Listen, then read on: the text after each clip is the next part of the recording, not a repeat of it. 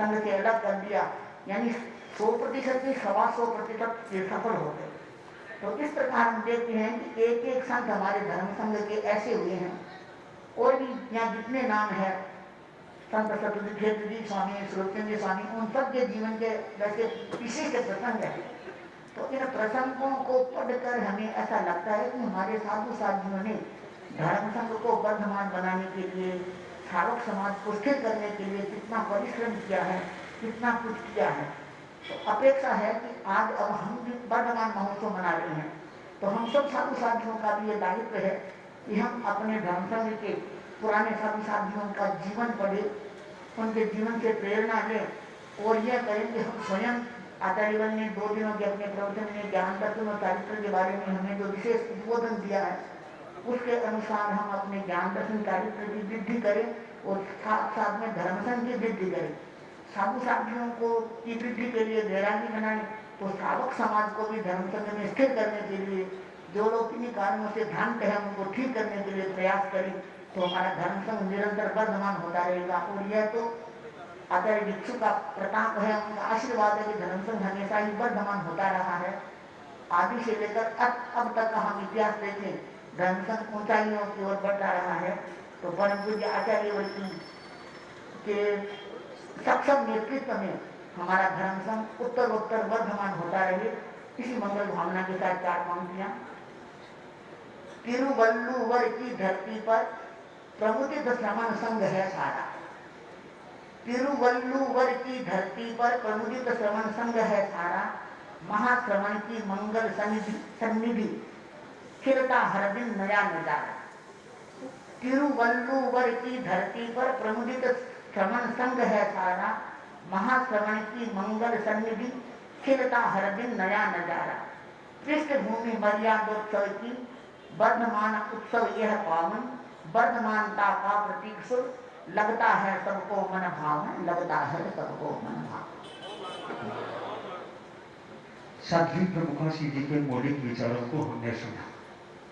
हम प्राय सुनते सुनते उसका अनुराग हो गया, निकट आने लगी। इतना ही नहीं, वह साथ बैठकर राग मिलाने भी लगी और संयोग से वैराग्य हो गया। बालक आदि भी विरक्त हो गया। उस समय विष्णु महाराज का चतुर्मास उदयपुर में था। माँ पुत्र दोनों वहां दर्शन करने के लिए गए। उन्होंने दीक्षा की प्रार्थना की और कहा कि रेल मगरा में हमें दीक्षा दिलाई। ऋषिराय महाराज के पधारने की स्थिति नहीं थी, श्वास का प्रकोप था। तो उन्होंने चतुर्मास पूरा होने के बाद बड़ा भवानी स्वामी को रेल मगरा भेजा और उन्होंने वहां पर उनको दीक्षित किया और मुनि कालू जी को ऋषिराय को लाकर सौंप दिया। तो कालू स्वामी को ऋषिराय की सेवा का मौका केवल 2 महीने का मिला। उसके बाद ऋषिराय का स्वर्गवास हो गया। दयाचार्य पदासीन हुए। दयाचार्य ने पदासीन होने के बाद स्वरूपचंद स्वामी के साथ मुनि श्री कालू जी स्वामी को दे दिया और वे 17 वर्षों तक उनके साथ रहे। तन का कपड़ा बनकर रहे, सेवा में अग्रणी बनकर रहे, श्रमशील थे, संघनिष्ठ तो थे ही।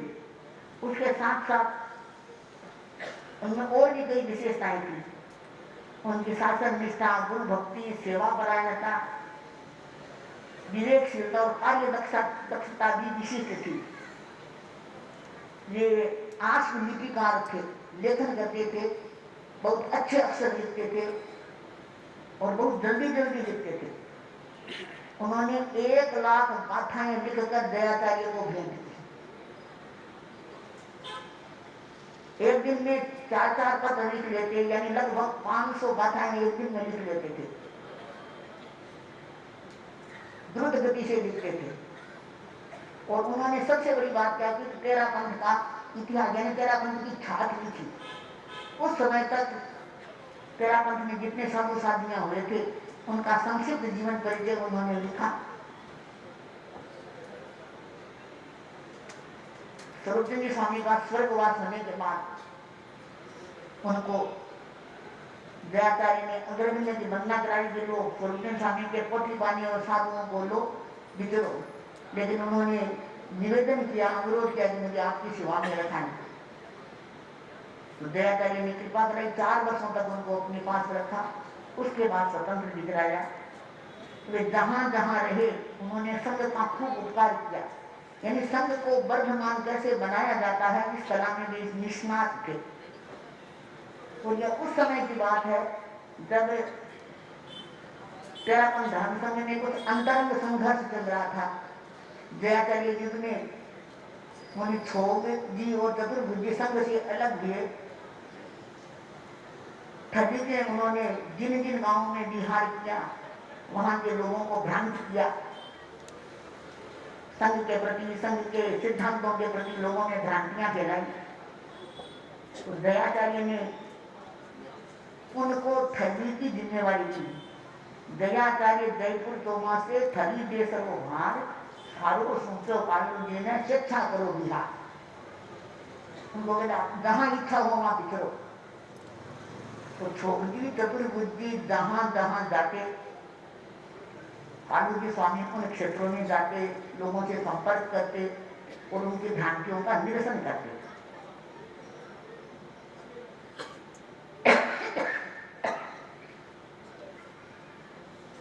ठंडी के उन क्षेत्रों में सरदार शहर ये क्षेत्र है जो हमारे परम पूज्य आचार्य जी का जन्म स्थान है, दीक्षा स्थान है। तो वहाँ के लोग बहुत भ्रांत हो गए। वहाँ के प्रतिष्ठित श्रावक धर्मसंघ के डालों पर छोगजी चतुर्भुजी के जंगल में फंस गए। और ये बात प्रसिद्ध होगी सरदार शहर को बहनों का क्षेत्र है, भाइयों का क्षेत्र है। कई साधु साधियों ने वहां पर प्रयास किया पर सफलता नहीं मिली। आखिर विक्रम संवत 1937 में मुनि श्री कालू जी स्वामी का तमाशा वहां हुआ। तो उन्होंने अध्ययन किया क्षेत्र का कि यहाँ के प्रतिष्ठित लोग उधर हो गए हैं, उनको भ्रांत बना दिया गया है। तो वे चाहते थे कि मैं उन लोगों से संपर्क करूं, उनकी भ्रांतियां मिटाऊं। उनमें एक श्रावक थे जेठमल जी गधैया, वो श्रीचंद जी गधैया के पिताजी थे। वे इतने अधिक प्रभावित हुए छोगजी चतुर्भुजी से कि उन्होंने ये त्याग कर लिया कि मुझे अन्य तीर्थों यानी अन्य संप्रदाय के साधुओं के पास जाना नहीं, वंदना नहीं करनी और अपनी ओर से चलाकर पहले उनके साथ बात भी नहीं करनी। कालू जी स्वामी ने देखा कि उनका क्षेत्र में प्रभाव है, अगर वे संपर्क में किसी तरह आ जाए तो क्षेत्र को ठीक किया जा सकता है। तो उन्होंने अपने सहवर्ती साधु छबीली स्वामी से कहा कि तुम लोग गोत्री जाते हो, रास्ते में कहीं अगर जेठमल जी गधैया मिल जाए तो उनसे मेरा संपर्क करवाओ। एक दिन की बात है, छबीली स्वामी जा रहे थे कहीं तो रास्ते में संयोग से जेठमल जी मिल गए। छबीली स्वामी ने पूछा कि आपका नाम क्या है? मैं बता दिया, उन्होंने अपना परिचय दे दिया। तो क्या आप यहाँ संत आए हुए आते हैं उनके पास, तो मुझे तो पाखंडियों के पास जाने का त्याग। तो उन्होंने कहा कि हम आपसे बात करना चाहते हैं, कि आपके ठिकाने भी नहीं आऊंगा। आप ठिकाने नहीं आएंगे, आप जहाँ कहें हम वहाँ आ जाएं, आपसे आवश्यक बात करनी है। तो उन्होंने कहा ठीक है, मैं उधर आ रहा हूँ, बात करनी हो तो आप बाहर आ जाएंगे। तो कालू जी स्वामी ने, छबीली स्वामी ने जाकर कालू जी स्वामी को सूचना दे दी, वे बाहर पधारे और जेठमल जी से बात की। तो इतिहास बताता है कि लगभग 2.5 घंटे तक खड़े खड़े बात की और जितनी जितनी भ्रांतियां उन्होंने फैला रखी थी उन सब का आगमक विधि से और संघीय विधि से उन्होंने उत्तर दिया। उनको पूछा गया कि आप यहाँ क्यों नहीं आते हैं, कि मुझे पाखंडियों के पास आने का त्याग है। तो कालू जी स्वामी ने एक बात उनको पूछी कि जो संत है छोगजी चतुर्भुजी, वो तेरापन धर्म संघ से अलग हुई है, उन्होंने अलग होकर नई दीक्षा ली क्या? तो जेठमल जी बोले कि अवश्य लेनी चाहिए। आपको पक्का पता? क्या पक्का पता? तो मुझे नहीं है, मैंने जानकारी नहीं थी। तो आप पक्का पता करके बताएंगे। तो उन्होंने कहा ठीक है, मैं जानकारी करूँगा। जेठमल जी गए वहाँ पर, पहले औपचारिक बात हुई, उसके बाद उन्होंने बात बात में पूछ लिया कि महाराज आप संघ से अलग हुए थे, आपने नई दीक्षा ली क्या? उन्होंने सहज भाव से कह दिया नहीं। तो नहीं ली तो फिर आपने और उनमें क्या फर्क है? आप उनको पाखंडी कहते हैं तो आप फिर शुद्ध कैसे हो गए? आप भी तो वैसे ही है। जेठमल जी को भूल हो गई, तो जेठमल जी बोले ये भूल हो गई तो सारी भूल हो गई। आपने मुझे भ्रांत किया, पता नहीं कितने लोगों को भ्रांत किया है। जो वापस कालू स्वामी के पास आए और बाहर नहीं, ठिकाने में चले गए। तो कालू स्वामी बोले कि जेठमल जी अंदर कैसे आ गए? आपको तो त्याग है ना। कि मुझे तो पाखंडियों के पास जाने का त्याग है। मैं समझ गया कि आप पाखंडी नहीं है, पाखंडी वे है जो आपको पाखंडी बताते हैं। इस प्रकार जेठमल जी समझ गए। दूसरे दिन भी वहां गए अपना आसन वगैरह लाने के लिए। तो चौधरी चतुर्वेदी ने तो कहा कि क्या बात, आसन लेकर कहाँ जा रहे थे? मैं आपके पास नहीं आऊंगा, मैं समझ गया और मैं तो उनकी गुरु धारणा स्वीकार करूंगा। तो जेठमल जी ने वापिस गुरु धारणा की तरह करने की। उन्होंने अपने पुत्र श्रीचंद जी गडरिया को भी कलकत्ता में संवाद दिया कि ऐसी स्थिति बनी है। तो उन्होंने भी तेरा की गुरु धारणा स्वीकार की और उनके गुरु धारणा स्वीकार करने पर, कालू जी स्वामी से संपर्क करने पर काफी लोग संपर्क में आने लगे और स्थिति में सुधार हो गया। तो दयादा ये फरमाते थे कि सरदार शहर उलझा हुआ क्षेत्र है, जोगी की जटा है, वह कंघी से नहीं सुधरेगी, उसके लिए तो उस तरह की अपेक्षा रहेगी।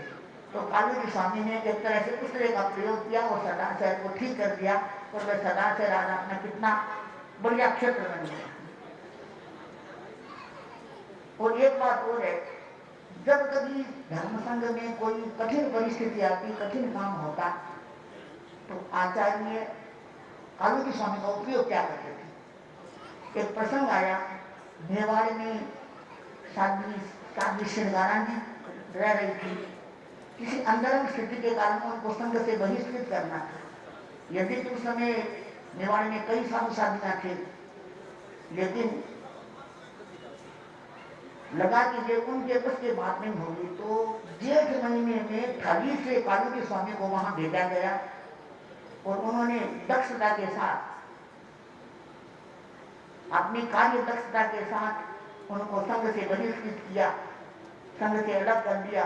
यानी 100% की 125% ये सफल हो गए। तो इस प्रकार हम देखते हैं कि एक एक संत हमारे धर्म संघ के ऐसे हुए हैं। और भी यहाँ जितने नाम है, संत सतुर्थ जी स्वामी, सुरचंद स्वामी, उन सब के जीवन के वैसे विशेष प्रसंग है। तो इन प्रसंगों को पढ़कर हमें ऐसा लगता है कि हमारे साधु साधियों ने धर्म संघ को वर्धमान बनाने के लिए, श्रावक समाज को स्थिर करने के लिए कितना परिश्रम किया है, कितना कुछ किया है। तो अपेक्षा है कि आज अब हम भी वर्धमान महोत्सव मना रहे हैं, तो हम सब साधु साधियों का भी ये दायित्व है कि हम अपने धर्म संघ के पुराने साधु साधियों का जीवन पढ़े, उनके जीवन से प्रेरणा लें और यह करें कि हम स्वयं, आचार्यगण ने 2 दिनों के अपने प्रवचन में ज्ञान दर्शन और चारित्र के बारे में हमें जो विशेष उद्बोधन दिया है, उसके अनुसार हम अपने ज्ञान दर्शन चारित्र की वृद्धि करें और साथ साथ में धर्म संघ की वृद्धि करें। साधु साधियों को की वृद्धि के लिए वैरागी बनाएं, तो श्रावक समाज को भी धर्म संघ में स्थिर करने के लिए, जो लोग किन्हीं कारणों से भ्रांत है उनको ठीक करने के लिए प्रयास करें, तो हमारा धर्म संघ निरंतर वर्धमान होता रहेगा। और यह तो आचार्य भिक्षु का प्रताप है, उनका आशीर्वाद है कि धर्म संघ हमेशा ही वर्धमान होता रहा है। आदि से लेकर अब तक का हम इतिहास देखें, धर्म संघ ऊंचाइयों की ओर बढ़ता रहा है। तो परम पूज्य आचार्यवर्ती के सक्षम नेतृत्व में हमारा धर्म संघ उत्तर वर्धमान होता रहे, इसी मंगल भावना के साथ 4 पंक्तियां। तिरुवल्लुवर की धरती पर प्रमुदित श्रमण संघ है सारा। तिरुवल्लुवर की धरती पर प्रमुदित श्रवण संघ है सारा, महाश्रवण की मंगल सन्निधि खिलता हर दिन नया नजारा। तिरुवल्लुवर की धरती पर प्रमुदित श्रवण संघ है सारा, महाश्रवण की मंगल सन्निधि खिलता हर दिन नया नजारा। पृष्ठभूमि मर्यादोत्सव की वर्धमान उत्सव यह पावन, वर्धमानता का प्रतीक सुर लगता है सबको मन भाव, लगता है सबको मन भाव।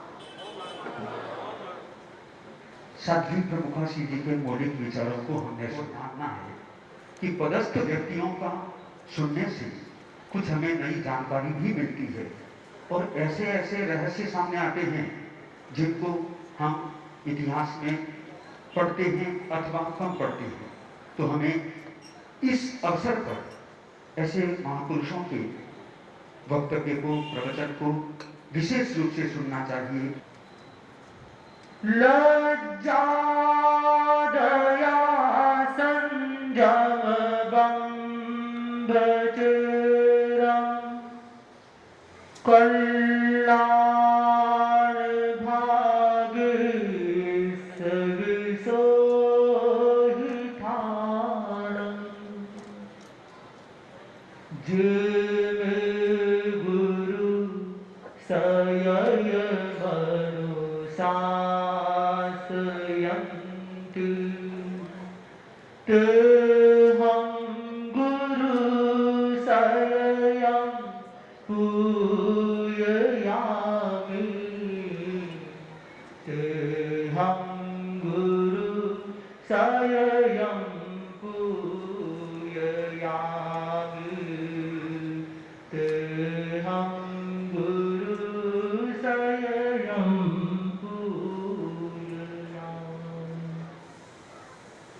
परम पावन परम श्रद्धेय आचार्य प्रवर के श्री चरणों में सभक्ति वंदना।